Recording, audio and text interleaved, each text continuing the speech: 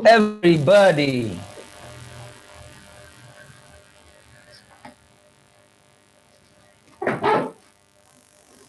Hello. Good evening. Yeah. Hello, good How are evening, you? Mr. Ibrahim. Hello. Yeah. Good day, everybody. It's Friday night. Is this training uh, Yes. interfering with some O&B movement? Okay. Well, by God's grace, I try my best to make it worth your time. Yes, I welcome you all to today's session. Yes.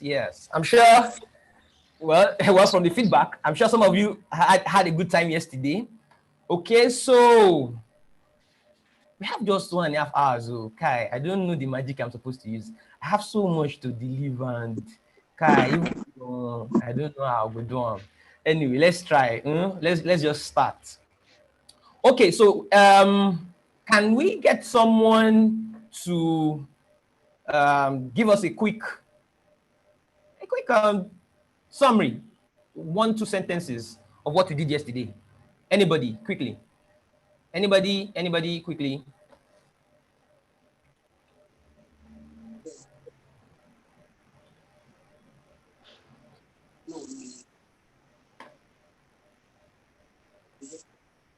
Okay. Seems like everybody is currently busy with network news. Okay. Hello. Okay, Madam Khadija, you again. Oh my God, that's nice. Thank you. Yeah, let's hear from you. At least you were very active in yesterday's class. Okay. Yesterday we talked about the what and the why of a project. Okay. This is a project is something that has a unique is unique, like it's specific. Then it has a deadline, it has a budget, and then there are specific goals that we're trying to achieve. Then project management is trying to bring those goals into it's trying to achieve those goals. Yeah. Hmm. Interesting. Thank you very much. Okay. Another person? Someone else? Just tell us, what did you learn yesterday? What did you take out of yesterday's session?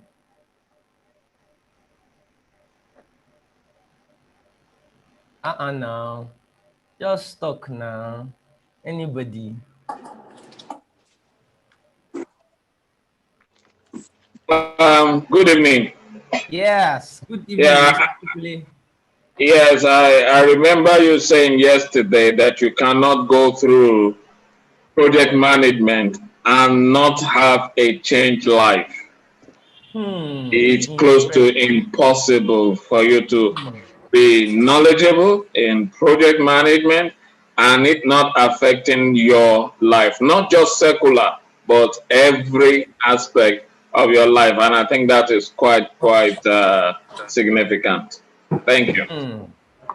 Beautiful.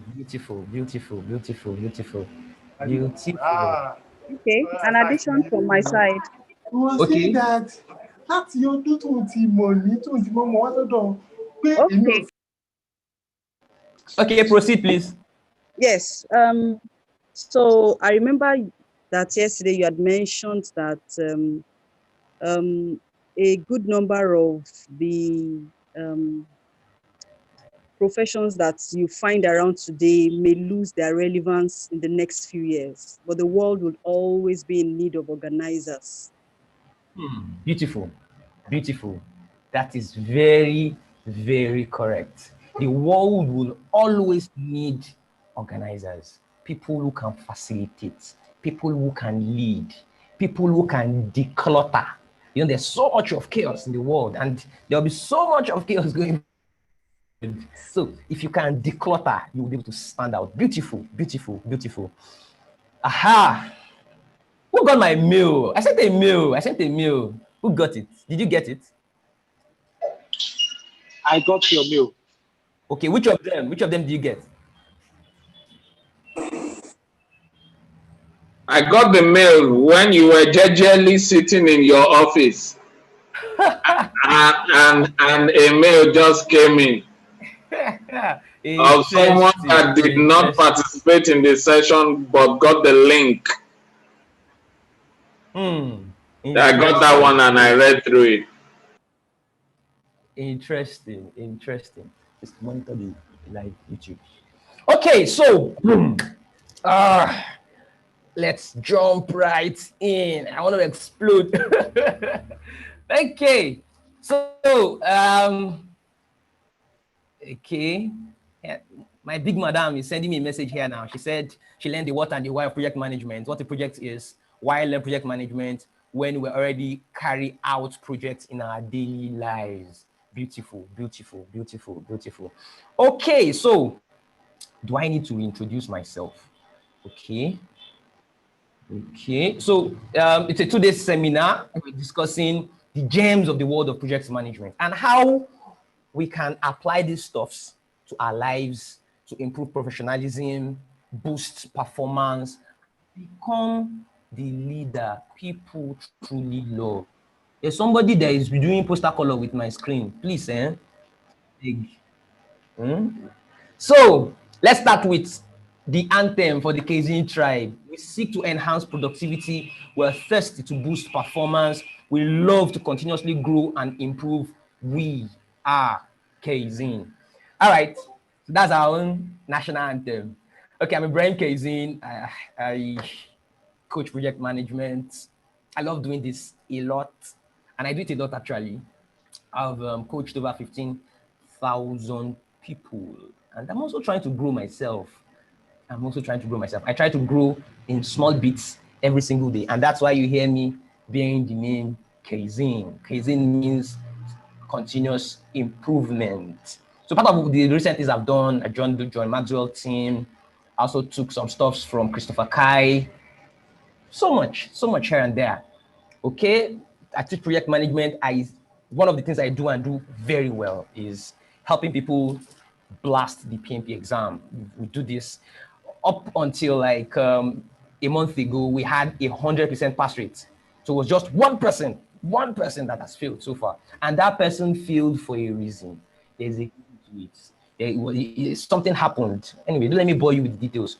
Something happened. The person was out during the exam for almost 30 minutes. The person had some downtime and all of that. So the PMP exam, even if you don't have downtime, it's difficult to pass.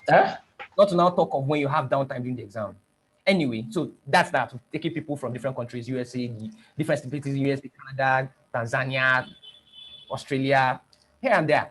So that's that. Yesterday we started with this analogy of the rats. Okay. I'll have asked somebody in the group to tell us about it, but don't worry, there's no time. There's so much to talk about today. So the rat was in the jar, and then the rat eventually ate, and then the rat is in the jar, and the rat cannot get out of the jar. And then we link that to so much about how we run our lives, how we run our careers, how we run our businesses. We did that. So we discussed the words yesterday. We talked about the skill survey. We talked about the answers that people gave. We discussed this yesterday. We also talked about the reports from World Economic Forum that talked about the skills that they think you need to have to be able to win today. Yes, and that was similar to what I think Madam Khadija mentioned earlier, that she said that a lot of what we call careers today might not stand the test of time. 5 years, 10 years time, so much will happen, extinct. Maybe not totally extinct, but things will have to change. It's just like somebody today trying to stick to the typewriter generation. It's gone. So to be able to be relevant in the world today, there are some certain skills you don't want to joke with. Yesterday, I also talked about the fact that what we'll be discussing here is not sector specific. We're generic, not sector specific. I'm not talking about construction. I'm not talking about IT. We're not talking about legal issues. We're not talking about medical. We're not talking about, it's generic. Management is generic. You understand my point? So that's that. So if you look at all of these skills from the World Economic Forum, you see they are pretty generic stuffs that you could use to enhance even you yourself as a person, and then enhance your capacity to deliver, to lead, and then to also drive results, drive change. And then we talked about the soft skills. Yeah. Then we discussed the why. We said so much under this place. We talked about why should we do project management despite the fact that we've all been managing projects one way or the other in our lives. We said so much about this. I sent the replay to us. Those of us who missed the sessions, I'm sure you probably got the link. You should have gone to watch the replay. So let's start today's class. If you are hungry, go and take, that 15 naira rice or gala. Quickly take one and take a cup of water. If you are thirsty, go and drink water. If you are pressed, I'll give you the next 30 seconds. Go to the restroom now. I need your attention. I need your attention. All right. Okay, so this is day 2. I welcome you to today's class. The man that said he got my mail about me saying in my office jejely. Do you mind giving us an overview of what I wrote in the mail that we'll be discussing today? Quickly. Anybody?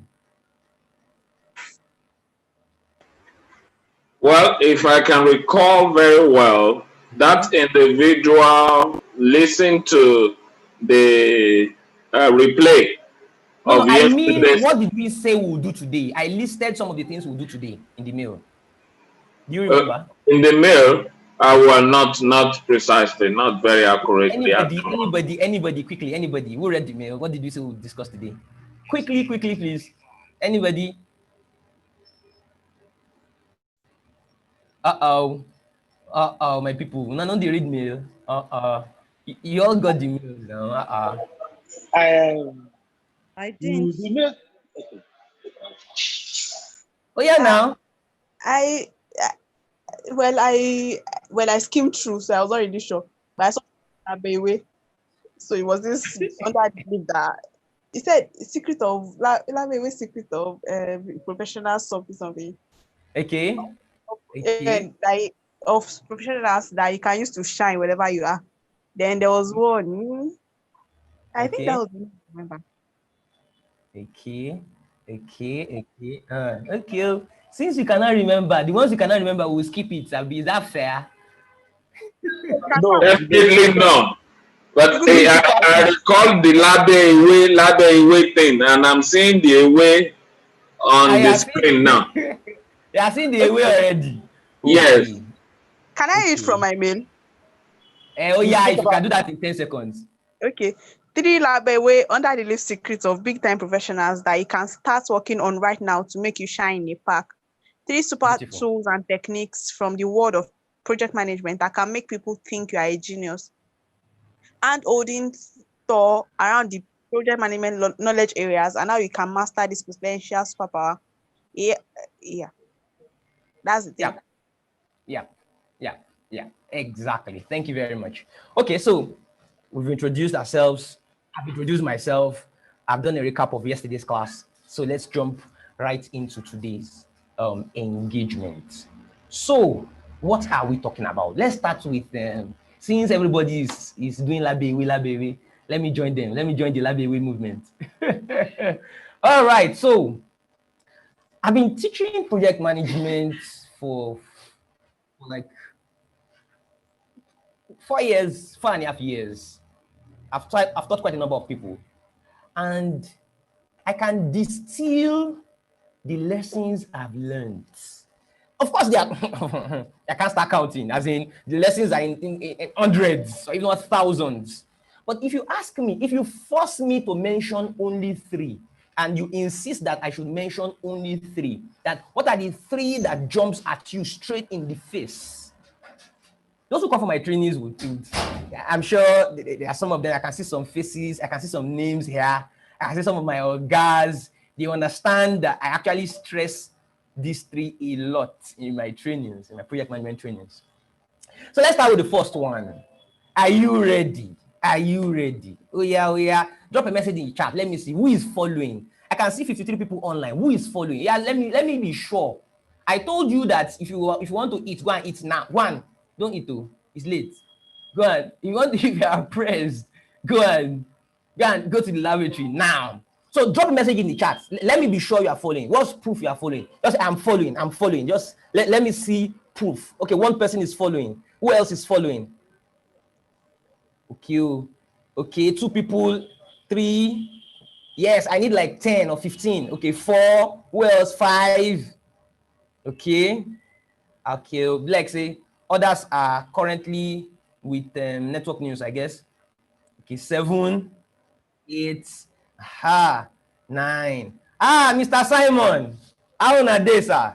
Okay, yes. Beautiful. Mr. Ibrahim, I see you.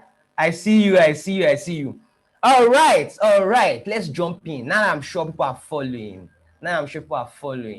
Let's jump right in. Okay, so this is the first one. Proactivity is the hallmark of a professional project manager. You see, this simple principle is very profound. If you understand it very well and you're able to, in your little way, try to follow this principle in your life, this is something that you can start seeing the benefit like a now. This is something that your boss can see an improvement in you like from a tomorrow or from like a Monday, from like a tonight kind of stuff.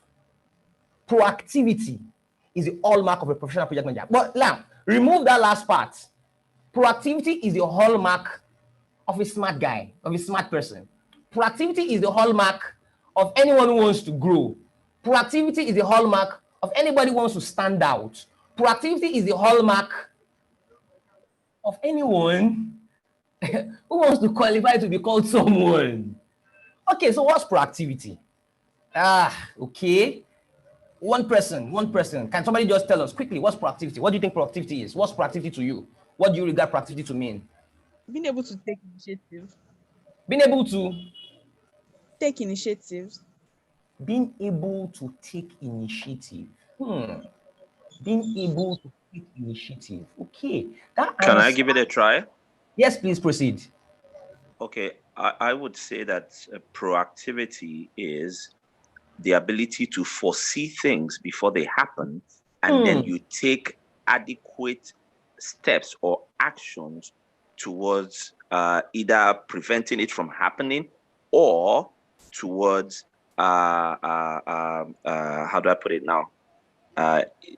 To take a step to prevent it from happening or to take a step towards addressing it when it eventually happens. But you are always one step ahead of the situation.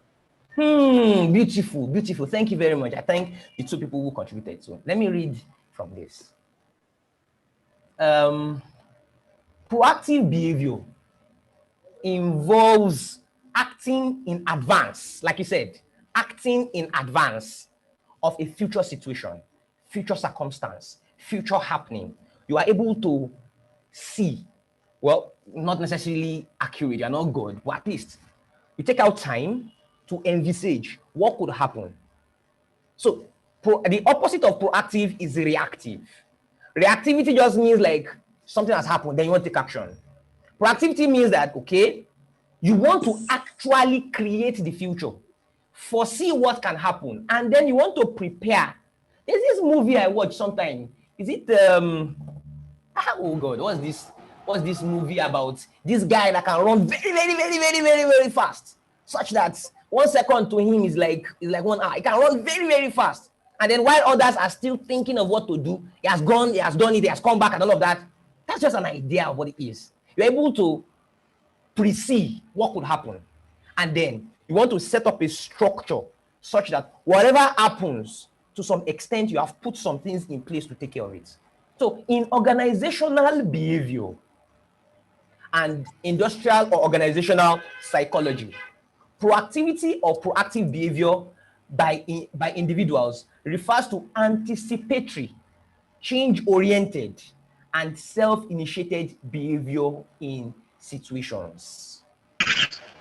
The world is tired of mediocres. Unfortunately, the vast majority of people in the world today prefer to play in the sphere of mediocrity than play in the castle of professionalism. I mentioned something earlier. I said, whatever you are doing, whatever area, whatever sector, whatever line of business, whatever course, career you are in, this is a very important. You see, it's not rocket science. All you need to do is don't be passive. You keep asking yourself, what's coming? You don't wait for your boss to give you that assignment. What's coming? What could happen? What would happen if that happens? What do I need to do today to avoid that circumstance?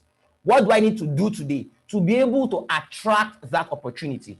What do I need to do today to put myself in a better position to be flexible with some issues that could occur? What do I need to do today such that whatever direction things occur, to some extent, I have envisaged that it could occur? If you do this, you will be helping yourself. If you do this, you will become the favorite of your boss because you become a thinker for the boss. While others are reacting, you have, to some extent, because you are not God, you can't have it perfectly thought out. But to some extent, you have already done some preliminary work, and then you can spark faster than others, and then you can rise faster than others, and then you can push harder than others. Not because you are a genius. Yeah, if you can do this, you actually become a kind of genius. So, because the reality is, genius to some extent has to do with DNA, genes, blah, blah, blah. But to a large extent, it's a function of approach to life, attitude, understanding, how you do your things, how well you plan, how well you have attention to details, how well you're able to execute in a proper way. So when you do things, people will say, oh, beautiful, this is genius, thinking that you act on the spot. But unfortunately, you don't act on the spot. You have pre-acted or you have pre-thought how you would act. Somebody was saying earlier that battles are won. The best of battles are battles that are won without even fighting. Why? Why? So the best of engagements are things that you can actually pre-coordinate, pre-think, pre-work on. And then to some extent, if this happens, you have a plan. If this happens, you know what to do. If this happens, you know what to do. You read the news, okay? Or you hear something in the news. Right there and then, you're able to come up and say, okay, how does this affect my company? What can I tell my boss tomorrow morning to make him understand that I heard this? And even though you're not expecting me, I just took out some 5 minutes, 10 minutes to do some research to find out how can this affect our business? And this is a very small 2-page report that I think this is my understanding of how we can key into this opportunity. How do you think your boss will perceive you? A lazy person? Okay, if you run a business on your own, are you aware that a lot of opportunities people lose simply because they act late? In fact, somebody said, if you hear something in the news, you are late already. Well, I don't know how true, but maybe it could be true. If you hear it in the news, you are late already. So the whole idea is proactivity. Project management sits on top of proactivity. Project management sits directly on top of proactivity.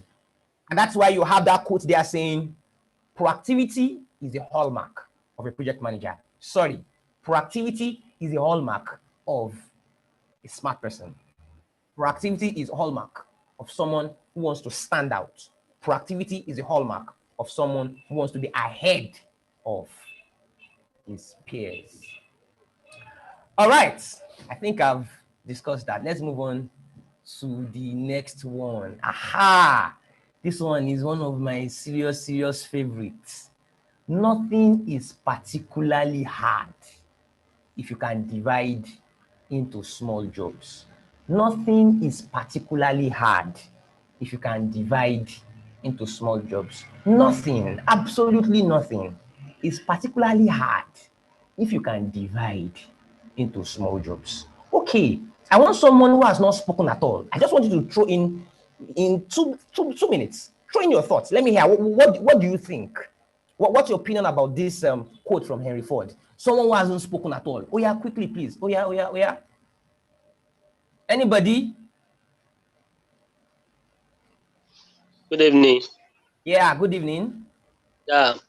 What I understand by this is that you start something that you think that is hard. By the time you start it, you've already win the soul of finishing it. Interesting. Hello. Okay, thank you. Okay, Mr. Bankole, quickly, let's have a quick one from you. Hello. Mr. Bankole, are you there? Okay. Can I give it a try? Yes, please proceed. Okay. For me, I would say that what I understand from this, nothing is particularly hard to accomplish if you divide it into small jobs. Simply means don't try to be a superstar. Don't take up everything on yourself. Don't think you know it all. If you can divide the job, if you can divide the job to several other people in your team, you have less work to do, and then the result comes in better. And permit me to use a bit of scripture. This was the advice that was given to Moses when he was judging the children of Israel. Don't kill yourself. Select people who will assist you in doing this job. That way you will go far. Thank you. Thank you very much. Let's take one more person. Okay, Mr. Bankole, we can't hear you, so let me just pick one more person. Madam Angela Olasunkanmi. Is that a madam? Quickly, oh, hey, it's 9 o'clock. Madam Angela, you know talk, oh. Okay, let's move on. Hello. Madam Angela, you are singing, you're not talking. Okay, Madam Angela, I can't hear you. Hello, can I speak? Okay, no, sorry. I'll come back to you later. Eh? Somebody is raising. Let me. Okay, Mr. Tunji, you spoke yesterday. Don't worry, we'll come back to you. My veteran speakers. Let me just take one person who hasn't spoken at all. Okay, Miss Aditamola, I've not heard from you for. So yeah, you have the floor quickly. Okay. Yeah, every big task is made of smaller components. And when you approach a big task from the smaller component, before you observe, you have actually accomplished all. So there's no task that is big that doesn't have the smallest component. So we can start from the smallest component, then you eventually achieve the whole task. That is my understanding. Beautiful.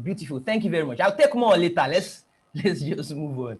I'm trying to see how best I can manage the speed and collaboration, you know. All right. Yes. Well, I've had different perspectives.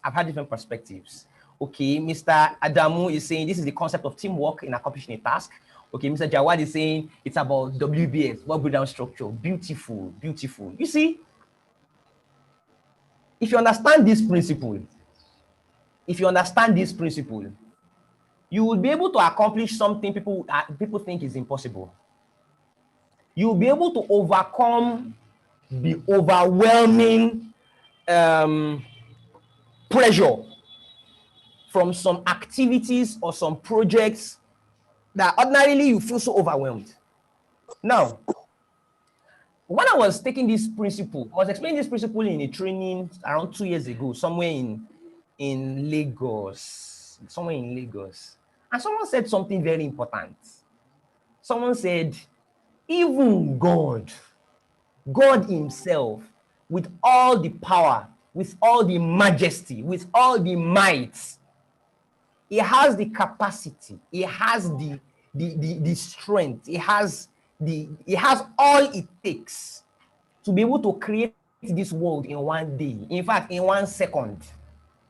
I'm aware all the major scriptures, both the Bible and the Quran, actually explain that he did not create the world in one day. He has the capacity. Ask yourself that question. When somebody raised that point, I was like, hey, my God, this one, serious influence. So, so he has the capacity to do it in one day. He didn't. It's had to spread it out. Why? It's teaching you a lesson. And that lesson is that when you have something huge, avoid being overwhelmed. Break it down. Spread it out. Spreading it out in this case, not in time now, but in how you approach. So now let me go to the next slide. You understand what I'm saying now? My own version of this quote is never manage a big thing as a big thing. Always break things down. Never manage a big thing as a big thing. Always break things down. There is no one single thing you are doing that is called project management. There's no one single thing you are doing that's called project management. Project management is the coordination of tons of small tasks and activities being coordinated in a way in the direction of achieving customer satisfaction. And then, of course, being mindful of your requirements, of your constraints, of your resource, and other stuff like that. Just like every other thing you are doing in life, you need to have that mindset of, like a samurai sword. What are the components? Somebody discusses something with you, right there, slice it up. What are the components? What are the units? And this is a fundamental principle in all we do in life. In fact, almost all we do. If you want to go to university, if you want to get a degree in computer science, is there one single thing you do to get a degree in computer science? You do courses. And they won't even just throw the courses at you. The courses will be subdivided into what? Anybody? Topics. No, not like that. The course will be subdivided into semesters. And then they're also subdivided into levels. You understand? And that is also how it is in project management. That's also how it is in a lot of what we do. There is no one thing you are doing that's called project management. Just like there's no one course you will take that will give you a degree in computer science. So always have that mindset of decluttering, decomposing. If you go into project management, the fundamental principle of project management itself is about saying, what do we need to do in the name of managing a project? What do we need to do in the name of handling something, an endeavor, whatever you want to do, whatever, give it whatever name. Don't get carried away with the word project. It's not a big deal. It's not a big deal. You understand? Just remove project, put whatever you are doing. You understand? So ask yourself, what do you need to do? What's the breakdown? What are those things that are under what you need to do? Can you list them out? When you conquer from the bits and pieces, you are on your way to conquering the whole job, the whole project, the whole endeavor. If you can conquer from the bits and pieces, there's so much of benefit in conquering from bits and pieces. You don't just attack as a whole. You stand the chance to be overwhelmed. You stand the chance of not having attention to details. You stand the chance of leaving out chunks of the work. Simply because when you face something huge, a lot of times you only deal with what is superficial. Or even if you eventually get to deal with all of it, it's so hard.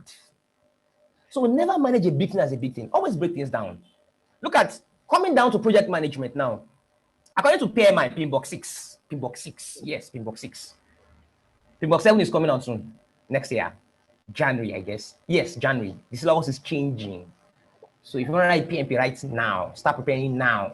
That's by the side. So you have 49 processes. According to PMI, the various things you need to do for you to say you are managing a project.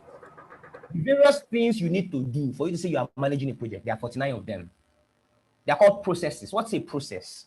A process is just a set of activities in the direction of achieving something, a particular goal, a set of activities, related activities, yes, in the direction of achieving a goal. That's what a process is.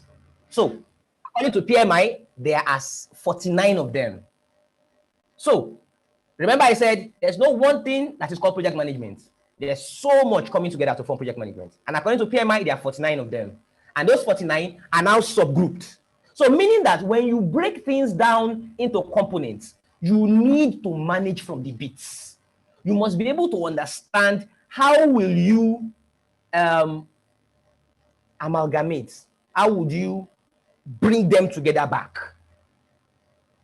How will you bring them together? So when you break up, you also have to come up with a system that would help you coordinate the bits and pieces individually and the bits and pieces together. It's called integration. How will you integrate these things together to work in the direction of your goal of customer satisfaction? So, okay, let's read from here. It's saying that okay, this is explaining the quote of Henry Ford that, let me see, nothing is particularly hard not particularly hard to accomplish if you divide it into small jobs. Okay, so this is somebody, I picked this quote from Quora, that that was the source of his success. That is of this. If you read the story of Henry Ford, he's one of those visionaries of the last century that you really want to go and read about his life. So he did so much. He did so much. If you want to understand the principle of innovation, you need to read about what he did, about how he was able to come up with. Oh my God, I don't want to digress. There's something called lateral thinking. Okay, let me stop at that. We'll get back there later. So that was the source of his success. He organized automobile construction by breaking it into tasks and training people to do the same task over and over correctly. You remember yesterday I talked about systemization. That's what is being referred to here. So this, which was used by people as automatons, which it resulted in predictable results. So the key point here is every one of us, whatever we have right now, whatever we're trying to accomplish, are you able to disaggregate?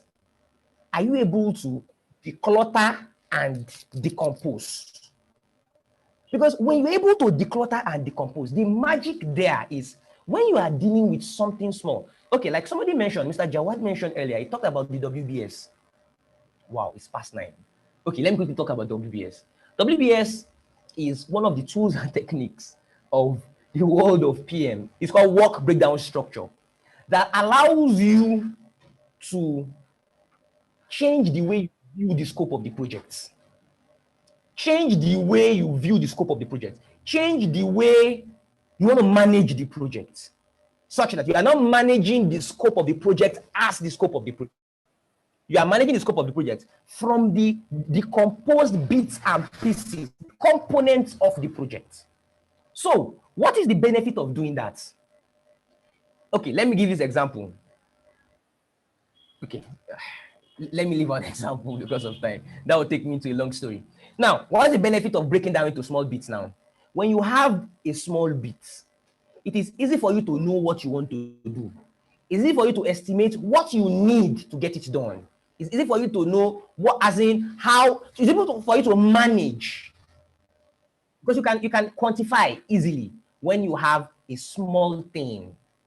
And then when you have those small stuffs, each one of them, you are able to manage it properly. And then you conquer the first one, you move to the next one, you conquer it, you move to the next one, you conquer it. It's just like in the military now, such that if you have a particular enemy that is so big you cannot confront in a conventional battle, what do? You go for guerrilla war.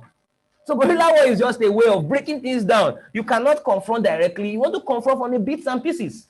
So as you are confronting the bits and pieces in the right way, coordinated in the right direction, you would eventually overcome the whole stuff.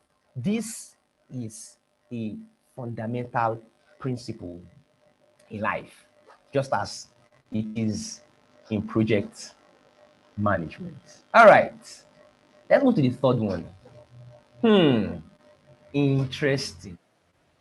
This is a very, very, very, very, very, very important one. Okay, quickly, anybody, can someone who has not spoken explain what you are looking at? What are you looking at? Anybody? Please, quickly.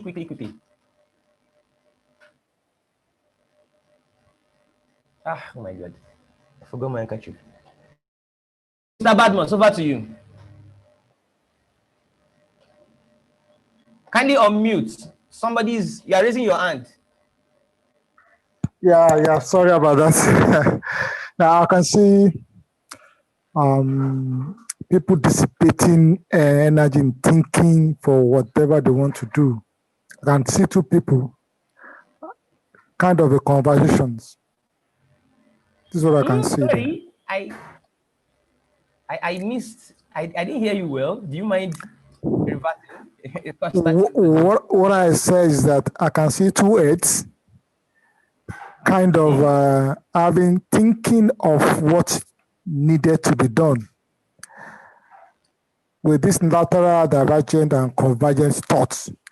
The thought is convergent at some point, and while some we having divergent, one of them we having divergent another, but there's a convergent at a particular point. That's what I can see. Beautiful. Thank you very much, Mr. Badmus. Okay, Mr. Joshua, over to you. Okay, what I can see here with thinking is more of visual. That means there's no basics. More of what? There's no basis. Direct thinking is more like there's no basis for judgment. What you just think you have envisaged that it will be, more like an intuition stuff. While convergent thinking is more of using analytical thinking, where you are making your judgment based on facts or collation of data that has been collected. One is just envisioning that, okay, this is what it will look like at the end of it. But no basis for judgment. I can't hear you well. You're breaking. But well, I thank you. At least I had some part of what you said. Okay, let's take one more person. Mr. Olasukomi Okegbenro. That's one of my big babas. Hello, Mr. Olasukomi. Hello. Good evening, everyone. How are you, sir? Thank God. Alhamdulillah, we're doing well. What I can see from here, from the examples given in there, lateral thinking means you're thinking out of the ordinary, while the convergent is going towards philosophy and logic, like a course we did back then in school, philosophy and logic, that you'll be thinking of all these Aristotles, all these ancient philosophers. Then why the divergent, I think, is burning on just imaginations, maybe dreamers, people you can call dreamers. You dream things and you work towards it in order to achieve it. Okay. That's my thoughts. Thank you very much, Mr. Lastokomi. Thank you very much. You see, what I will tell you here at this point is that, okay, Mr. Victor, you want to say something? Okay, no. Yes, I want to say something. Yeah, quickly, please, make it brief. Can you hear me? Yes, I can. Quickly, please. From what I can see here, lateral thinking is using ideas you generate from your divergent thinking and then convergent thoughts with the facts you have at hand to think outside the box, how to generate ideas that will help you. Thank you. Beautiful. These are all interesting contributions. You see, we had a discussion yesterday about the why of project management. Why do we need to use project management despite the fact that we all manage projects? That's the simple truth. We actually all manage projects in our lives, in all what we do. We manage projects one way or the other. So why do we want to learn the principles, the formal project management, when we have been managing projects ourselves without learning them? A lot of us have not learned so much about project management, yet we manage projects. So why do we want to learn project management when we have been, getting some form of results with our own approach to managing projects? One of the major reasons why you should learn the proper way of managing projects is that it improves your critical thinking skills. A lot of times, when we use where belief is approach, sorry, that's what I call it. I call it where belief is. On trained common sense. Yeah, that's what I call where belief is approach. When we use where belief is approach to managing projects, a lot of times we miss out. We miss out. Okay, let me stop at this point. I'll come back there. Let me read from the slide. Critical project management turns you into a thinking machine. Project management turns you into a thinking machine. What does this mean? Okay, let's read this. Critical thinking is the intellectually disciplined process of actively and skillfully conceptualizing, applying, analyzing, synthesizing, and or evaluating information gathered from observation or generated from observation, from experience, from reflection, from reasoning, from communication, as a guide to management, as a guide to action, as a guide to belief. This is one of the best definitions of critical thinking I was able to come across from a site called criticalthinking.org. When you are managing a project, one of the things that proper project management teaches you is it tells you, it makes you think in different directions. Yes. So going back to this diagram, you see here that you have different kinds of thinking. You have convergent, you have divergent, and then you have lateral thinking. I'll only discuss a lot around divergent thinking now. A lot of times when we do our things, we usually don't explore all the various areas that we should touch when we are supposed to consider the course of action we're supposed to take. A lot of us, when we manage projects, a lot of us, when we manage whatever we are managing, maybe at best, we talk about costs. Maybe at best, we just do some little scoping, some little scoping, and then maybe we talk about schedule, and then maybe some little form of resource management, very little form of resource management, and then maybe some little procurement, and then that's the end. The rest, don't worry. As we are going, we'll be using common sense. As we are going, we're trying to apply. As we are going, we're trying to do things done, get things done. There's a concept called the triple constraint. Okay, who can quickly explain triple constraint? I can see many big guys here. Oh, yeah, somebody should help me explain triple constraint. Oh, yeah, now, anybody? Triple constraint. Triple constraint just majorly talk about the three major constraints in the project, which is cost, time, and scope. Okay. Yes, you have told me about it, but how is it relevant to what we are discussing now? Because any of these constraints will definitely impact on the project. Either if the cost is not well managed, it will impact on the project. If the scope is not well managed, it will impact on the project. And if the time frame is not well managed, it will impact on the project. So these are major constraints that a project manager has to be wary of. Beautiful. Thank you. Okay, let's hear from Mr. Joshua again. Quickly, please.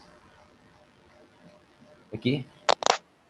For me, the triple constraint, just like the first chapter. The book of life. What did you say? I said the triple constraints. Okay. Cost, duration, and time. And if any project does not meet the triple, because it's more like a triangle. If any project does not meet cost, then automatically that project has failed, so to speak. And if it's not delivered on time, also we all know time too is money. Then automatically it might not fulfill its purpose. Okay. Thank you very much. Let me explain the soul of triple constraint. The soul. I hope I have your attention. Are we following? Let me know who is following or who is eating or who has gone to World Network News. Oh yeah, in the chat, just drop a message. I am following. Let me know who is following, so I know I know that I'm not just talking to 5 people. Oh yeah. Just drop a message. I am following. Let me see you. Okay, 2 people following out of 56. Okay, 3, 4, 5. Okay, 6, 7, 8, 9. Okay, 10, 11. Okay. Okay, beautiful. Good. Now I know people are following. All right. Now, the soul of triple constraint has a kind of relationship with convergent thinking. What I mean here is, just like Mr. Jawad mentioned, you have the scope of something. I don't want to use the word project, so you don't think it's project management that we are discussing per se. The scope, the work you want to get done, that what you want to do, the time, the duration, what the schedule, and then you have your budget, the costs. Those 3, in my village, we call them arometa.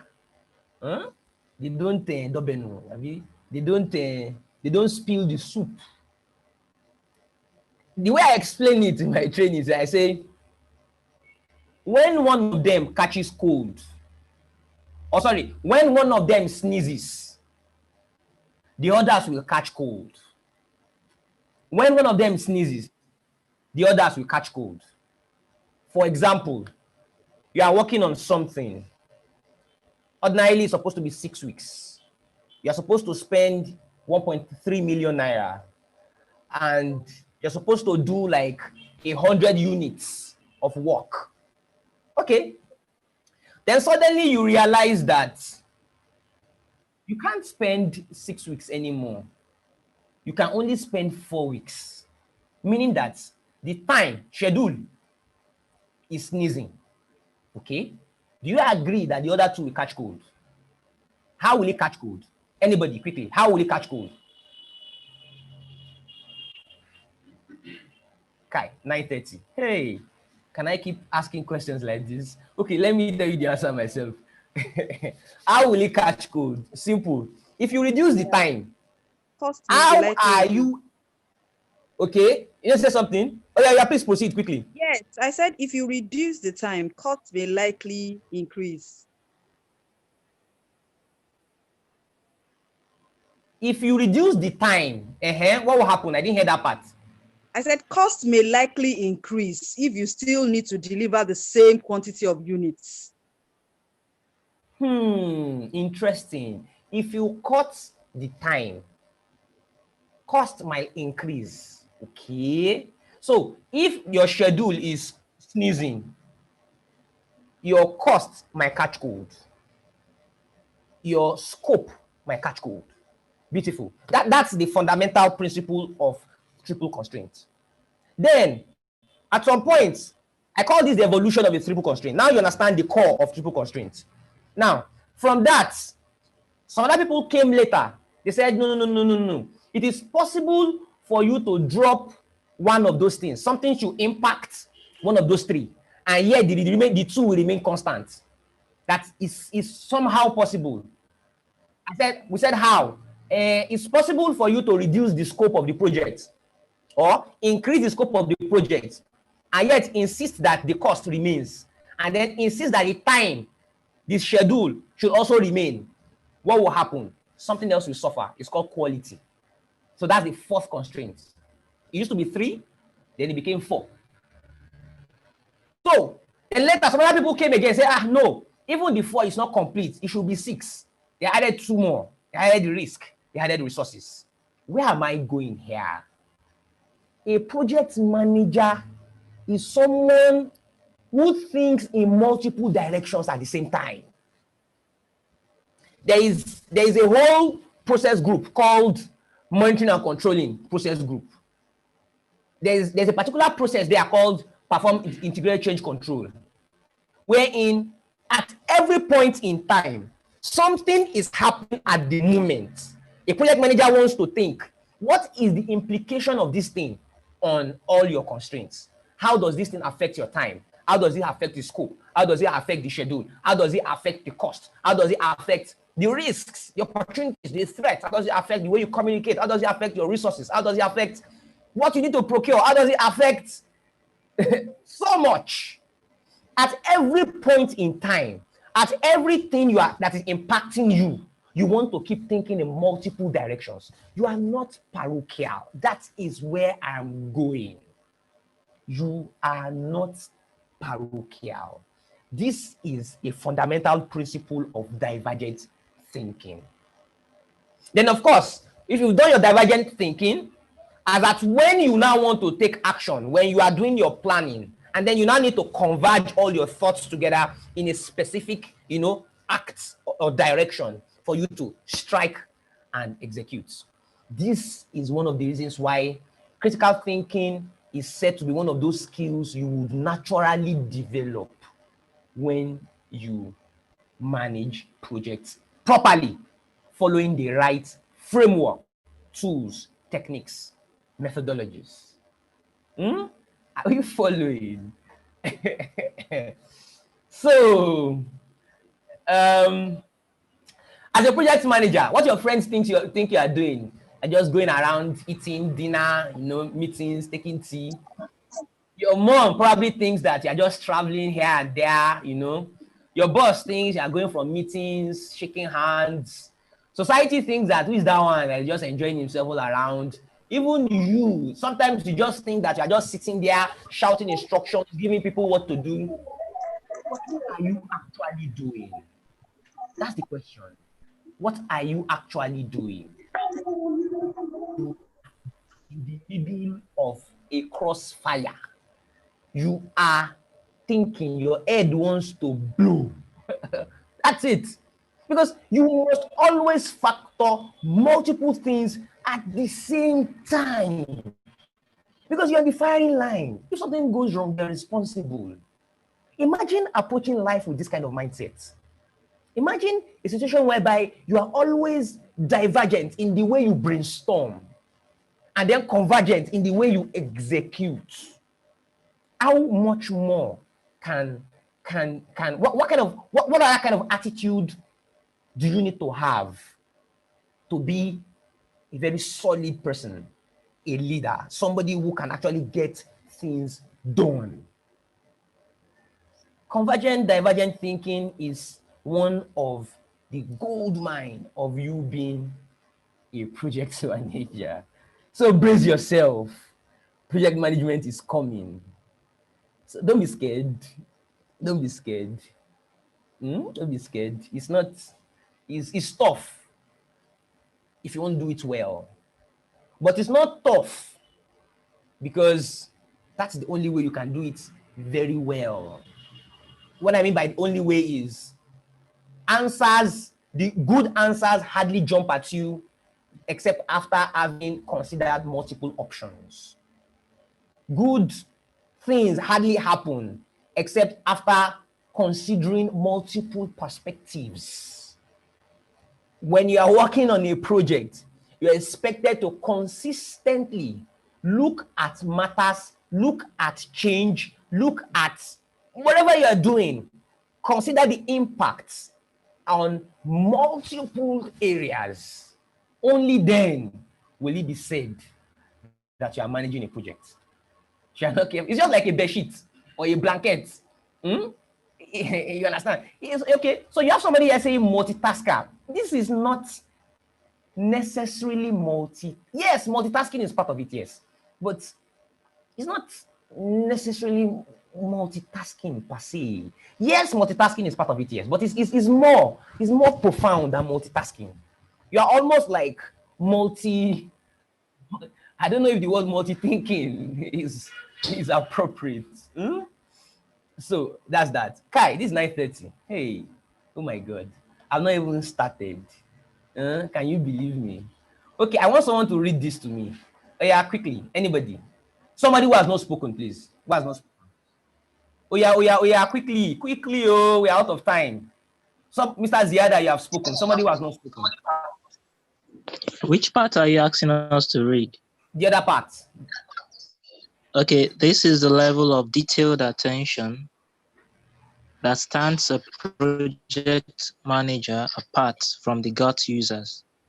So rather than use where belle-face approach to planning and managing projects, you can use an established set of principles, tools, and techniques. A huge plus for this approach to managing projects is that it is multifaceted, non-parochial, comprehensive, professional, critical thinking based, attention to detail oriented. Thank you very much, Mr. Augustine. Thank you very much, Mr. Augustine. I want someone else to read it again. I want you. I want us to read it 3 times. It's almost as if I want us to cram it. Somebody else. So yeah, somebody else. Please read for me. Can I give it a shot? No, sorry, Mr. I think I've heard from you before, right? Is that correct? Yes. Please, sorry. Let's hear from somebody else. Okay, let me read. Okay, let me read it. Oh, yeah. This Okay, is please the continue. level. Okay. This is the level of detailed attention that stands a project manager apart from the GOT users. Okay. So rather than use web belle-face approach to planning and managing projects, you can use an established set of principles, tools, and techniques. Beautiful. A huge plus for this approach to managing projects is that it is multifaceted, non-parochial, comprehensive, professional, critical thinking based, attention to detail oriented. Thank you very much. One more person. I think by now you should Okay, sing. can I go ahead? Please go ahead. All right. This is the level of detailed attention that stands a project manager apart from the GOT users. So rather than use web belle-face approach to planning and managing projects, you can use an established set of principles, tools, and techniques. A huge plus for this approach to managing projects is that it is multifaceted, non-parochial, comprehensive, professional, critical thinking based, and attention to detail oriented. Beautiful. Thank you very much. If you forget everything we have said today, what you have on this slide is power. Is power. What you have on this slide is power. Multifaceted approach to the way you handle things, the way you think. Non-parochial. Non-parochial. You know what parochial means now? You're not thinking in a tiny line. Divergent. Comprehensive in the sense that you're not just superficial, picking on the top. You can drill deep. You are able to, you go right into the stuff. That still goes back to what we said earlier about what's this word? Dividing things up into small jobs. Because that way you will be able to have attention to detail. If you think you can approach the whole stuff as one huge thing, trust me, you would leave out some stuffs. But if you have been able to break things down, and then you approach all of those things, all those small pieces one by one, small enough that you are able to see front and back at the same time. You're able to see right and left at the same time, so that the probability of you leaving things out is minimal. That is attention to detail. Attention, I'm just giving you a magic of developing your attention to detail skill. Break things down. Because we are humans. We would necessarily forget or leave out stuff when what we are trying to do is too big at a time. So break it down. Can you split into phases? Can you split into sections? Can you split into groups? Can you split into work packages? Can you split into control units? Can you split things and work from the bits and pieces? All right. So from here we can see, okay, Mr. Muhammad, you have a question. Okay, can you imagine? I've been speaking for over 1 hour. I've not asked anybody for question. That is not good, though. Okay, we'll ask questions in the next few minutes. So there are things we call knowledge areas in project management. What is a knowledge area? Oh my God, we have 22 minutes left, and I'm still on one agenda on my list of 4 things I want to discuss. Okay, so let me see. Which magic can I perform? Oh, okay. Let me see. Somebody trying to see the magic. Madam Angela, you can't see slide. Ah, no, that one. That's on your side, though. Abi, everybody, can you can you see the slides? Can you hear me well? Am I audible? Can you see the slide? Yeah. Yeah, we Yes, I can. can hear you where I can see the slide. So you should check from the side. Okay, Madam Everything Angela, is okay. it seems like your device wants to go and watch network news. So look for a way to bribe it. Hmm? I was talking about knowledge areas. Still use the battery now. So I was talking about knowledge areas. Sorry. Okay. Okay, so I was talking about knowledge areas. How do I explain knowledge areas? I told us earlier, I said when you are managing a project, there's no one thing you are doing that's called project management. There's no one thing that is called project management. There's no one thing that's called project management. So, lots and lots and lots and lots of stuff. Okay, so, and then I explained, I said,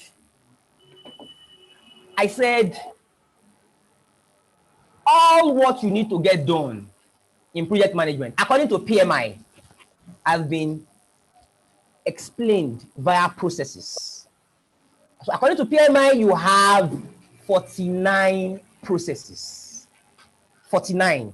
That is, what you need to get done in the name of managing a project, there are 49. 4 and 9. What is a process? A process is a set of related activities towards a particular goal. So according to PMI, there are 49 sets of related activities towards the goal, towards the various goals of the process. Now, the processes, remember I mentioned one thing. It's one thing to split up into subcomponents, into units. That's one thing. But for you to achieve the success you want, you must also know how to bring them back together. You must also understand the interrelationships between them, such that it's just like you buy a device and then somehow you want to do Chucky Chan. Something is wrong and you want to repair it yourself. And then you take screwdriver. You start removing. You know, it is good to be audacious, you know, for you. It's good to be bold. Yeah, bold is the right word. For you to say, yes, I want to repair it myself. But how bad will it be if you now decompose, you know, and then you cannot bring them back together? Then you wouldn't achieve your goal. Even if you repaired what was wrong, note that. Even if you repaired what was wrong, as long as you cannot put those things back together into a consistent whole, you haven't achieved what you're supposed to achieve. So it's one thing to decompose, to break things down. So breaking down is step one in the direction of success.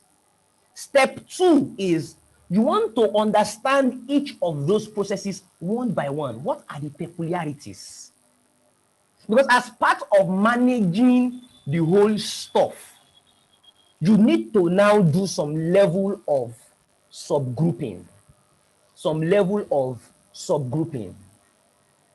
I used the example of courses earlier. I said there's no one course that you do to get a degree in project in computer science, civil engineering, or something. You do multiple courses. But are those courses just scattered around without some level of interrelationship, dependency? You realize that something is a requirement for this is a prerequisite for this one is compulsory, this one is required, this one is that. So it's one thing for you to break things down. The next thing now is for each stuff you have broken down, you want to understand them, all of them one by one, their peculiarities. And then as part of being able to manage them effectively, sometimes you now have to classify, to start some preliminary grouping of those things back. So your courses are now grouped into the ones we do in first semester, the ones we do in second semester, the ones we do in level 1, the ones we do in this. That's one way of grouping.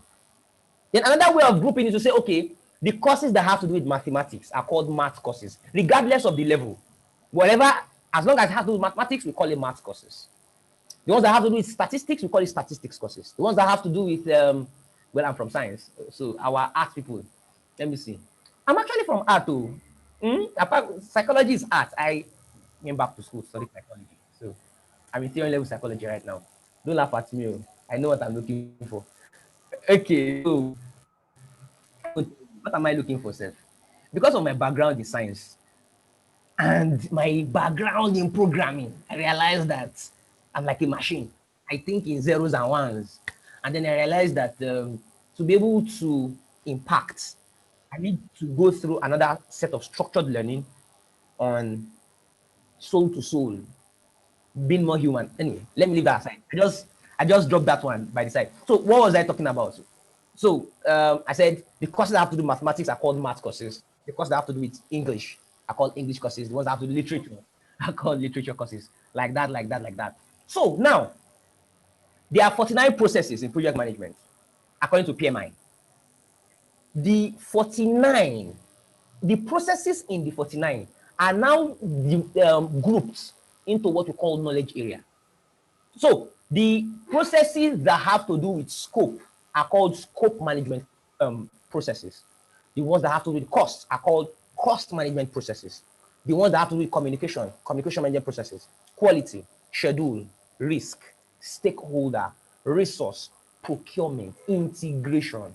I intentionally mentioned integration last because integration is the babasale, is the mother of all of them. So part of your being able to manage projects in a professional way, non-parochial, multifaceted, critical thinking based, attention to detail oriented is why you necessarily have to keep factoring all these areas in all you do. All these areas in how you think, all these areas in how you plan, how you execute, how you manage change on the project. If you don't have a system like this, there is a huge possibility that maybe at best you pick 4 of this, maybe 4, right? Maybe you pick scope, you pick cost, you pick schedule, maybe you pick one more, maybe you pick maybe procurement, and then you think you are done. And even for the ones you have picked, for each of these knowledge areas, this is like a universe. Or let me say, is it like universe the right word? Like solar system, in which each of all of these things, they are like planets on their own. They are huge worlds, huge worlds. Scope management is a very huge world. If you put your 2 legs there, you don't go touch floor. You keep going. There's so much to learn. You go into cost management, that's another very, very huge world. You go into risk management, that one is like a combo world. You go into resource management, oh my God. When you're saying resources, human resources, material, machinery, I'm talking of so much. The issue of managing team is under resource management. There's so much. A lot of research and work has been dedicated into managing people, managing teams, managing all of these things in the past, in fact, almost in the beginning of time. So there's so much to learn. Remember, Kaizen, continuous improvement. You have to keep getting better, keep improving, keep trying to make yourself a better version of what you were yesterday. Whew. I've been talking for the past 1 hour, 15 minutes. Before I go on, let me take questions. Yeah, questions quickly. I know we're out of time, but I think it's fair to take questions. Let me take questions before we go on. Questions 10, 9, 8, 7, 6, 5, 4, 3, 2, 1. No question, right? Is it fair to assume we don't have questions? Okay, all right. So, since we don't have questions, I think I can proceed. Okay, so because we don't have time, probably won't be able to complete my slides for today. But let me take one very huge area before I go. There's a book I'm writing. I've been writing this book for a long time. I don't know, I've not finished. Don't worry, I'll finish very soon. It's called A Silver Bullet to a Better You. Project Management. A Silver Bullet to a Better You. Let me take you round the world of project management. Unfortunately, I won't be able to take you round. I'll just touch on some areas. Are we ready? Are you ready? Are we asleep? Are we there? We are. Okay. It's like now only you waka come, right? We are ready. Yes, we are there. Okay. Beautiful. We are ready. Beautiful. We are ready. Correct. Okay. We are ready to go. Beautiful. I'm fully Yes. ready. So let's pick We are those knowledge ready. areas. Yeah. Thank you. Let's pick the knowledge areas one by one. We wouldn't pick everything because of time. So let's start with integration management. We are ready. Yeah. Thank you. Integration management is the soul of project management. Is it the soul? Soul is not appropriate. I usually call it the skeleton of project management. Skeleton. Okay, who can describe what skeleton is in relation to our body? What is the role skeleton plays? Quickly, anybody. It gives the body Support. The body structure and form. Structure, form, supports. Beautiful. I call it the frame.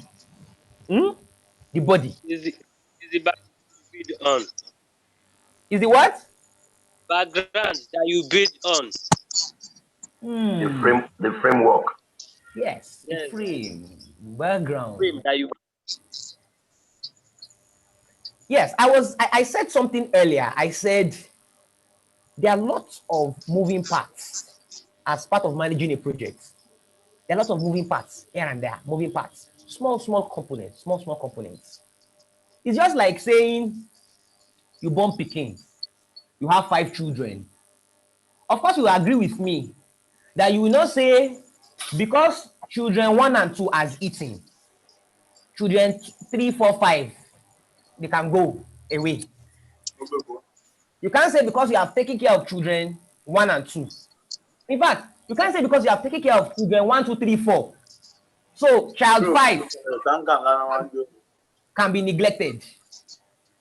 You can't say because you've taken care of children 1 and 2, you can't neglect the 5th one. So integration management is that police in project management that keeps looking around to ensure that all the bits and pieces of a project are given the right attention individually. That's one. Individually, that's one. Then 2 is all the bits and pieces are given the right attention with the way they interrelate with one another. With the way, it's just like gear. You know gear now? Or how this gear, like in a watch or something, or a machine. Each gear, you want to take care of each gear individually. You want to clean it, you want to ensure that the teeth is still okay. And then you now want to ensure that each gear, in relation to the next gear, they are able to keep working together. There is harmony. Yes, I like that word. There's harmony in this system. That is what integration management does. Now, what am I discussing here? Just like you see here, I just want us to pick some knowledge areas. As you can see from here, we have these knowledge areas: integration, scope, cost, communication, quality, schedule, risk, stakeholder, resource, procurement. We just want to pick some of them and tell us where is the gem? What can these things do for us? What can I pick from these areas and make up my mind to be a better person from tomorrow and start implementing? What are the lessons from these areas? What are those key points? And then for you, as I'm speaking, you can identify some low-hanging fruits and write them down and start working on them like a now. So that's the goal of what I'm discussing here. That's why I said I want to pick from some of the transcript of this book, Project Management, A Silver Bullet to a Better You. So the first one here is integration management. I just explained the core principle of integration management. As a leader, as a manager, you are primarily responsible for harmony. Harmony. You know harmony? Harmony. What's another word for harmony? What's another word for harmony? Another word for harmony can be smooth running. Smooth running. Smooth running, okay? Or yeah. togetherness. Togetherness. Okay. So you're good. Synergy. Yes, I like that word. Synergy. Correct. Correct. Beautiful. Synergy, good.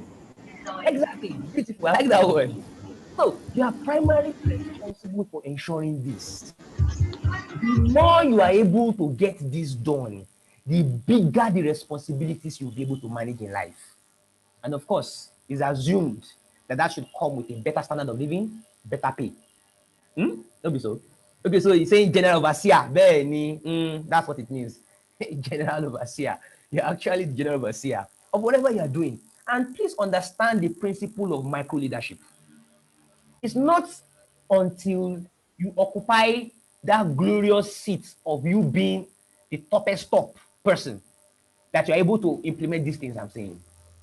Please, you can lead from within. You can lead from within. You can lead from within. I just want to keep shouting. You can lead from within. You can lead from within. You don't wait till you are the head before you become before you start implementing some of these things we are discussing. So when you understand the tools, I just mentioned it earlier that each of these knowledge areas, they are walls, they are big, big walls on their own. Each of them having tons of processes, and each process having tons of ITTOs. What are ITTOs? Inputs, tools, techniques, outputs. Inputs, tools, techniques, outputs. Inputs, tools, techniques, outputs. Each of them have tons and tons. It's just like the example I gave yesterday of the US Army or the Nigerian Army and their armory. Inside armory, you go find bazooka, intercontinental ballistic missile, different types of armored vehicles, different sizes of bullets, different kinds of guns, different this, different that, different this, different that, different this, different that. So all of these things are possible tools, techniques that you can deploy. Each of these worlds have tons of tools and techniques that you can take and directly apply to what you do. So integration management as a whole, how can it help you? How can it help your business? You can become like a military general in coordinating things. Like a military general in coordinating things. What of time? I wish I could explain it. Let me just read through. So it helps you in running things well. It helps you in maintaining equilibrium in several areas of what you do. Personal life, business life, blah, blah, blah. You're able to some extent, attempts at achieving equilibrium. And then helps you in keeping track of activities and knowing how each of the various components impacts one another. And then, of course, this comes with the mega benefit of improved product. Okay. You have another one here, scope management. Oh yeah, can anybody read this?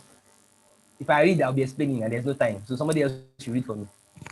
It manages efforts and resources towards achieving planned goals. It eliminates doing too much of unnecessary things in achieving a goal. It breaks down complexity and gives a clear understanding.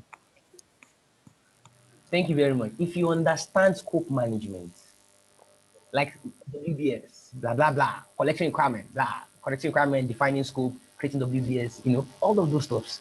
These are things you can use to put order into the way you manage your personal life. Let me stop at that because of time. Okay, let's move on. Somebody else could please read this to us. Somebody else. Oh yeah, now you are sleeping already. Schedule management. Okay. Oh yeah, proceed now. How could you help you and your business? Okay. Number one, you have time management. Assist with tracking, reporting on, and communicating progress. ensures everyone is on the same page as far as tasks, dependencies, and deadlines. It helps to pull everyone's, that includes the project manager's, head up from getting too focused on the most immediate critical milestone, and helps to remind them that the current battle is just one campaign of a much bigger war. Beautiful. Thank you very much. I could explain all of these points in like one year, but we're out of time. So let's just pass. Huh? Okay, cost management. Somebody else quickly, please. Cost management, how it will help you and your business. Number one, cost management will help business in evaluating expenditures, profits, and losses. Number two, it predicts the future expenses and cost of a project. They act according to the available revenue. Number three, huge tools and techniques for improved financial discipline. Beautiful. That's it for cost Beautiful. management. Beautiful. Thank you very much. Thank you very much. Thank you very much. I think I can take one or two more. Okay. Yeah, one more. Yeah, anybody quickly. Improves customer focus and satisfaction. Beautiful. Improves customer loyalty and retention. Retention. Beautiful, beautiful, beautiful. Okay. So, general question. Do you think project management can benefit you? Oh yeah, I want somebody who has not spoken at all. I want to hear your opinion. What do you think? That is, we've spoken so much about these things. I think these things are gems. Do you think they are gems? Do you see these things as useful? Oh yeah, I want somebody who has not spoken at all, both yesterday and today. Oh yeah, come out of the cooler. Let's hear somebody. Oh yeah, now, Mr. Emmanuel Esomonu, I've not heard from you. Miss Madam Adiza Baba Shetima, I've not heard from you. Junaid Fora, that's my Oga. My hand here. Okay, I've not heard from you. Mr. Abayomi, I've not heard from you today. I don't know whether you are fasting talking today. I don't know. Mr. Simon, that lady, okay, how do you do? I've not heard from you. Oyeleke Olani, I've not heard from so many people. In fact, I've only heard from barely 10% of us. We are now, at least. Talk now, Abi. What do you want to do? People are tired. They don't want to talk. It's the same people who have been talking that want to talk. Oh yeah, now somebody should bail us out. Somebody else should talk now. Yeah, project management can benefit me in a way. You've been talking now. I will not be you engineering. Hello. Okay, since nobody Hello? else wants to Can I talk, proceed? please proceed. Can I proceed, please? Yes, please. Please proceed. Proceed, please. Thank you. When we were in school, they normally said, if education is costly, try ignorance. So if project management, people think project management is not worth the while, I think the losses you incur when you embark on your project, the failings and all that, and the overall impact it has on your integrity and the well-being of the organization is something you have to consider. Therefore, project management is actually beneficial. There are a lot of uncertainties that surround every endeavor we embark on, be it construction, be it even wedding programs, when we have our weddings and all that, even final year thesis or projects, that's academic projects. So these are all endeavors that require careful planning, and you get to set up certain framework that will guide you, that will help you to navigate the course of every action you need to take. So project management is very, very beneficial. Thank you Thank very you. much. Thank you. Thank you very much. You when you were mentioning, you talked about final year project and all of that. Yes, it's good, but we need to think of projects as what projects are, and not necessarily in the direction of what carries the tag projects. Just like when we say, you need to think of project management in the role of project management, and not necessarily in what is formally called project management. We need to think of who a project manager is in the role played by project managers, and not necessarily in That's what carries the tag. That's why I Project. mentioned wedding now. A wedding does not carry Exactly. project. Exactly. In fact, one of my big madams, she's in class now. One of my Women's big are madams, she sent a picture, an image to a group today of how making a coffee could actually be a project. Of course, if Yeah. it's one off and not ongoing. Huh? It could also be, I could share the image by sending it to us. It's very interesting. So if you learn these principles, you'll be able to apply them in our life, everything that we do. Okay, so we're about finishing now. Let me read some of the testimonials, just two from testimonials of some of those who have been, doing trainings with us. You have Michael Odigi here. He had his training in June of this year. He said, this is one of the best trainings I've attended so far. So much sank in class based on the mode of delivery. Exceptional. Well, quoting somebody now. So now I see, that's where I'm going. Now I see lots of things around me and link back to PM principles. Don't leave this class not feeling this way. Then probably wasted my time. you know, you should see whatever you see around you, start thinking in this line. Look at this person now. Now I see lots of things around me and link back to PM principles. Hmm? You, madam, when you're speaking with your husband, when you say some things, think of PM. Okay, this thing you want to do, look at it from this perspective, look at it from this perspective, look at it from this perspective. Hmm? Okay, so the way you analyze, make contributions, contributions, okay, for other participant was phenomenal. I keep looking forward to each day's class, despite being tired from the day's work. So, educative, transformative, intellectual. Hmm. Okay, I have another quote from a good friend. It's called Mr. Hakim Lawal. So let me be honest. It's a very wonderful experience for me. I can't compare this experience with my last. That is, this person had done a PMP training somewhere else. So maybe I would have gone ahead to blast the PMP exam if the last training experience had been like this. Your strategy has been to drag people by force. Anyhow, you must come along. This is the best way to go for stubborn children like us. I start well, but most times I lose with the momentum down the line. I have experienced this, but the you must come along by force approach has kept me with the energy to keep the momentum. You drag us along with the several checking on us, the KLPs, the daily quizzes, the mock exams, the 5-week of turbo. This one-on-one engagement in class is wonderful. It forces people to listen to you, even if they want to, even if they don't want to, or they pray that it does not happen. So this is the kind of stuff we do. Huh? I strongly advise that we keep going, learning, working on ourselves, improving.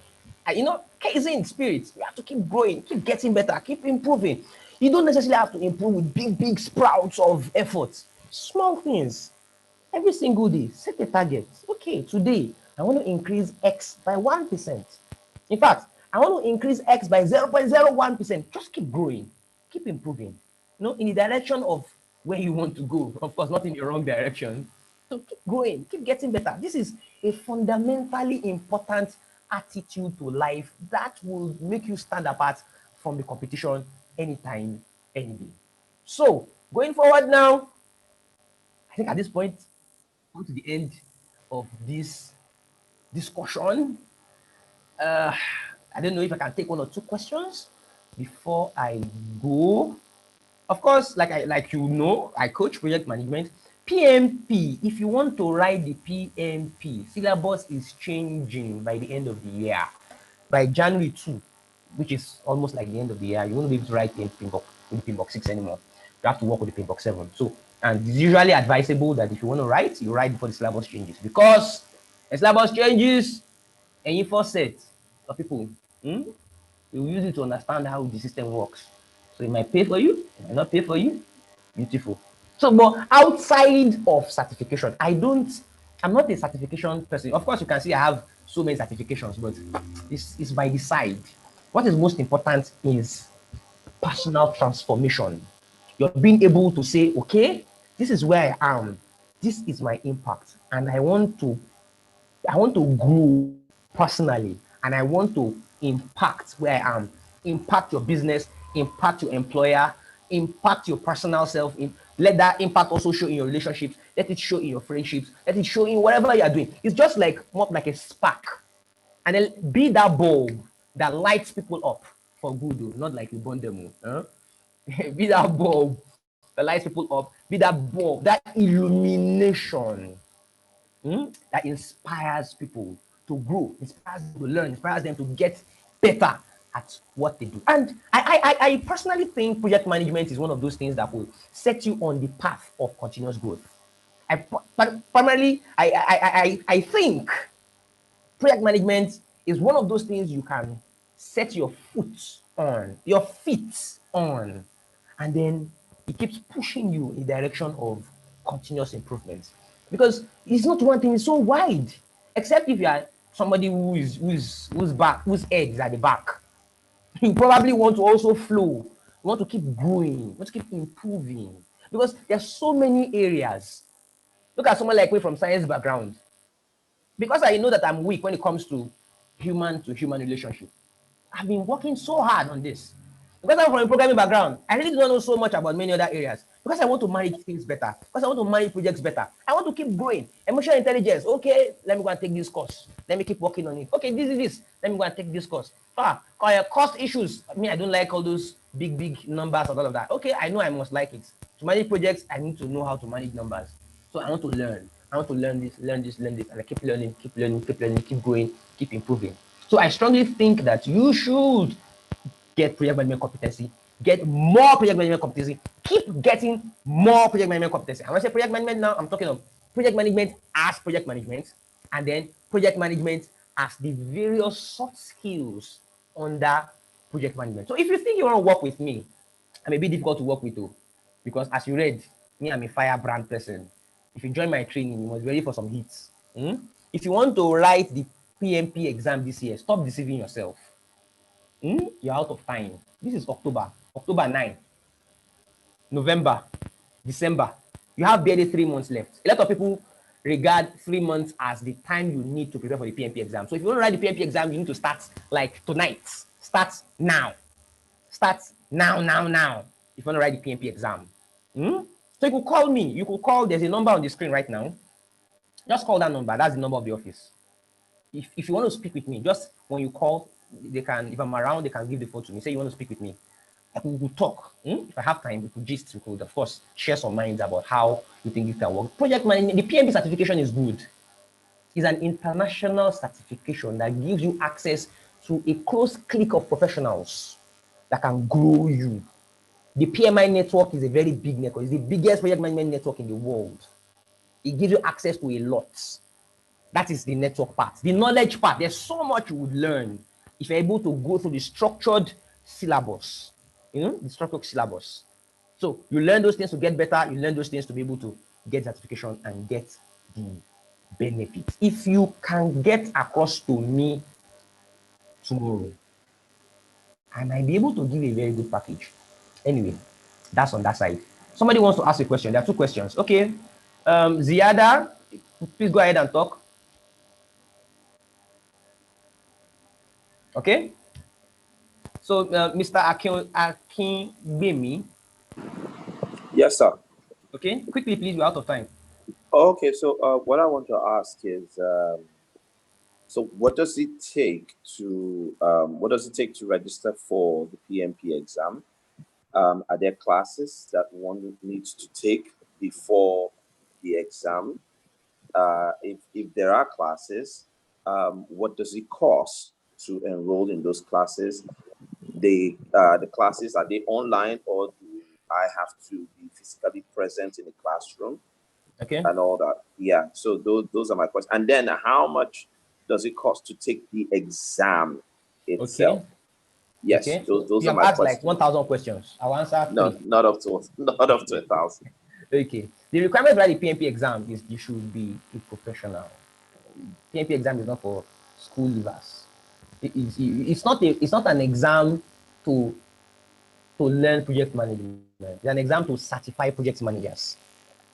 So you're expected to have at least gotten some level of corporate experience. You must have worked for some years. Maybe not worked somewhere per se, but at least you have some project experience. Not necessarily as the main project manager, but at least you've done some things. Okay, maybe when you're in school, you were the head of something. You led some teams. You were maybe something for some organizations. That counts. Maybe in your office, okay, when the office was relocating, you were in charge. You helped them do some blah blah blah blah. Or maybe you're in construction, have done some blah blah blah blah. You need to have some experience. So in fact, you need to show proof that you have 4,500 hours of project management experience in the past 8 years. So that's part of the requirement to write the PMP exam. And trust me, please don't be overwhelmed. Trust me, when you know what a project is, you agree with me that you do tons of projects every time. Tons of projects every time. In fact, this thing you are in here going for is a project. It is a project. How we're able to pull this off. Because there's so much of bits and pieces we have to bring together to make this work. That's a project. You've been doing tons of all of these kind of things in your life. So when we say 4,500 hours, don't think like it's something so much. It's so little. Some people are able to achieve that in just barely 2 years. Or if I 1 year safe. So that's one of the requirements. The other requirement is you need to show proof of 35 hours or minimum of 35 hours of project management education. So that's where we do. That's what we do. We are on the way we do our own. There are lots of training. You asked about cost. The exam itself is $555 for the PMP exam. But don't worry, if you want to write it, I can help you get a discount. I can try to help you get a discount from PMI to get some $70-$80 of that amount. So now you need to show proof of 35 hours of project management education, and that's what we do. I don't teach. I'm sure you might see from where I'm talking. I'm not a conventional teacher. I'm not a fine boy, packaged kind of stuff. Me, I'm a real guy. I will tell you, I'm not packaged. I'm not. I fold my sleeves and get things dirty. I don't do teaching. I do coaching, and we have different kinds of coaching systems. The work we've been doing for a long time, like 2 years now, is for 8 weeks. 8 weeks of mad work. 8 weeks of mad work. So it's a full coaching system in which we give you all you need. We give you the books, we give you the training, we give you the coaching, we give you the questions. You'll be solving like 3,000 questions. We give you the flashcards. It's all encompassing. It's a whole huge package we give to you in 8 weeks. And it's online. We don't do physicals. We stopped physicals a long time ago because physical was limiting us. We had to reach out to people. We've been training people from all over the world, different countries, so many countries all over the world. So physical can't let us do that. So it's online that works, and it works very well. I could send you our testimonials. I just showed you two in class. When you read our testimonials, you have an idea of the kind of things we do. I just told you that we have a near perfect score. Everybody who has passed through us, except one, has passed the PMP exam. We have a system that works. You are not joking. Right? Well, of course, we are not cheap too anyway, but we have a system that works. We have a system that we are beating from different directions. Now we have like a near perfect system that if you enter that system and you are not proud, you allow us to lead you, you would end with success by God's grace. And the interesting thing is we are so confident of what we do that will tell you that if you fail, we refund your money. You don't hear such a thing by the roadside. It's because we know what we are doing. So I think I've answered like 3 of your 1 million questions. So, but for more details, you could just get in touch with me. Get in touch with me. I could guide you a lot more. You could, the number, okay, there's a number somewhere here on the screen. Okay, there's a number on the screen now, 09099576339. Get across, send a WhatsApp message. If you can send a WhatsApp message like a now, I could be able to speak with you. And if you are serious, you want to spark like now.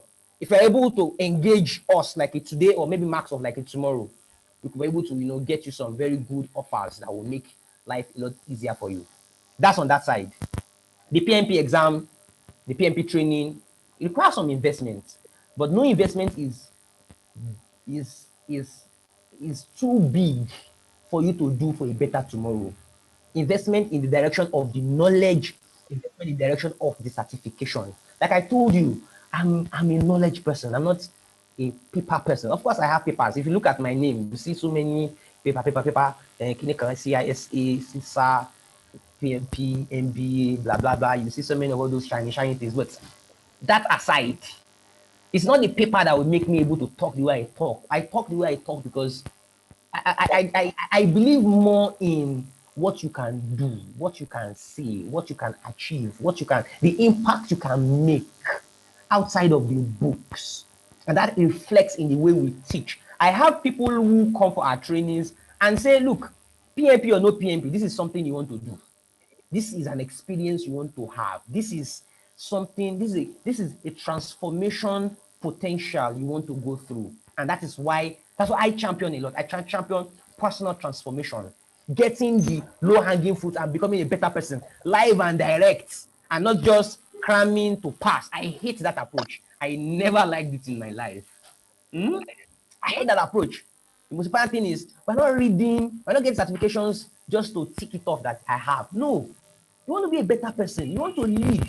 Because having a PMP is like you are telling somebody you're a diplomat. Of course, you understand that the normal passport that we have in Nigeria, in fact, in most countries, is green. If you have a PMP, it's as though you have a red passport. Having a PMP in front of your name is like you are telling the people that even though you have not met me, that is a testimony to the fact that I'm a professional. That's what it means. You know, that's what it means. They're telling people that you might not be able to meet me in person, but the fact that you see my name written somewhere and you see PMP in front of it, it's telling you that I've taken out some time to, to grow. I've taken out some time to improve myself. I've taken out some time to learn some skills I can use to impact your life. So when you're looking for somebody to impact your life, come and talk to me. I can impact your life. And PMI certifies the fact that I can impact your life. Beautiful. That's a huge one. That's a huge one. Let me take one more question. It's almost 10:30. We have to go. One more question. Anybody? Good evening. Yeah, good evening, sir. Please, I want to just request this one from you. Is there any books or any of your materials that you can give us so that we just I apologize. I promised us bonuses and nobody mentioned it. Maybe we don't want. Okay, let's forget about it. Continue. Sorry, Mr. Ziyada. no, I don't want to be too forward. That's why I just bring it in that way. Because on the email you sent day before yesterday, I saw those symbols. Since yesterday, I've not been hearing anything like that. Oh my God. And people have left the session. No. How do we now know those who came? Oh my God. Oh my God. Oh my God. Oh my God. Oh my God. Oh my God. Oh my God. Okay, so now you know what we do. We are still here. Yeah, still here. Okay. We are Okay. still here. But a lot of people have left now. We are very much around. I am here. Okay. Very You know what I much will do? around. Yes. To be fair on those who have left, I will send you a link. Yeah. Ordinarily, what I wanted to do was to give you the link so that everybody who comes will get the link from where you'll be able to download. I promised us 3 books. And well, not books, but they're not like full books. They are more of like seminar notes. They're more of like seminar notes for some of the past trainings I've done. And those notes are quite, why I like them is that they contain some low-hanging fruit you can just pluck and, impact your life directly. So what I will do is I'll send you an email. The disadvantage is that some people who did not come or who didn't wait till the end, they will get the benefits, which is not what I want. Sorry. So I'll send you an email. So you should download the book. And please, I want feedback. I want to hear from you. I do these things once in a while. Oh, I don't know. A lot of you just joining my list for the first time. I do these things once in a while. So because you're on my list, I'll be sending you emails. When you see my email, you should open and read. And please reply so that I know that I'm talking to people who are listening. So there's so much that we could do together, and there's so many other people on this list also have things to share. It's a community. And then you could also join us on Facebook. If you have a Facebook account, in the email that was sent to you, there's a link to the Facebook group. It's called Kazin Hub on Facebook. It's a new one. We just started it. So please join. So be able to follow up on the various updates that we have. So tomorrow, or maybe tonight, no, tomorrow, I'll be sending you an email that will contain how you download the bonus. And with the hope that you send me feedback when you go through the materials. We'll be ending the class now. I want you to commit that you will keep growing. I want you to commit that you will keep, no matter how small, even if it's just something tiny, something, no matter how small, just keep trying to grow. Keep trying to improve yourself. Keep trying to get better. And in this class now, we have discussed so many areas of possible growth. You cannot exhaust all these areas. You can, if you keep learning from today on, dedicating 24 hours to learning, you cannot exhaust all the knowledge till you die. So please, it is important that you keep growing. Look at this jar. Look at this rat. This rat is there. If you are not careful, you will just realize that you are sinking in the jar and you will be able to go out. The only way to emancipate yourself is to keep growing. And growing in which direction? The direction of the skills that a lot of experts have said will matter so much going forward.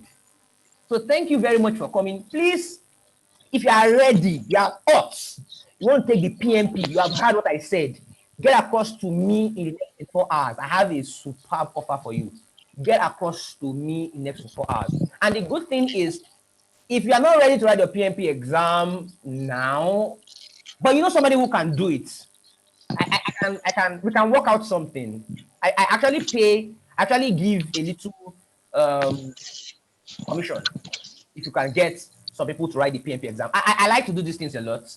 So it's a great day. I enjoy speaking with all of you. I wish I could just continue, but I can see a lot of madam say, "Are already telling me that no, my husband is already complaining. Oh, me, I want to go and sleep." Or, but boy is crying on the bed. Oh, I want to go and give him food. So we can't keep talking. It's 10:30 already. We have to go. So, but I'm close by. Like I said, I'm close by. You can call this number 090-9957-6339. Call that number anytime. I wouldn't pick. I wouldn't pick. Somebody from the office will pick. But you could ask to speak with me. I'm usually very busy, but one thing you know is I'm going to honor you. If you ask to speak with me, I will take out the time to either pick the phone or call you back. So have a nice day, everybody. It was great speaking with you all. Wish you all the best. Get across to me for the PhD as fast as possible. I have an offer for you. Have a nice day. Good day, everybody. Good night, and thank you for your time. Thank you so much. Good night. Night. Good night. Bye. Thank you. So much. We Good night. appreciate Bye. Good night. Bye bye. Thank you.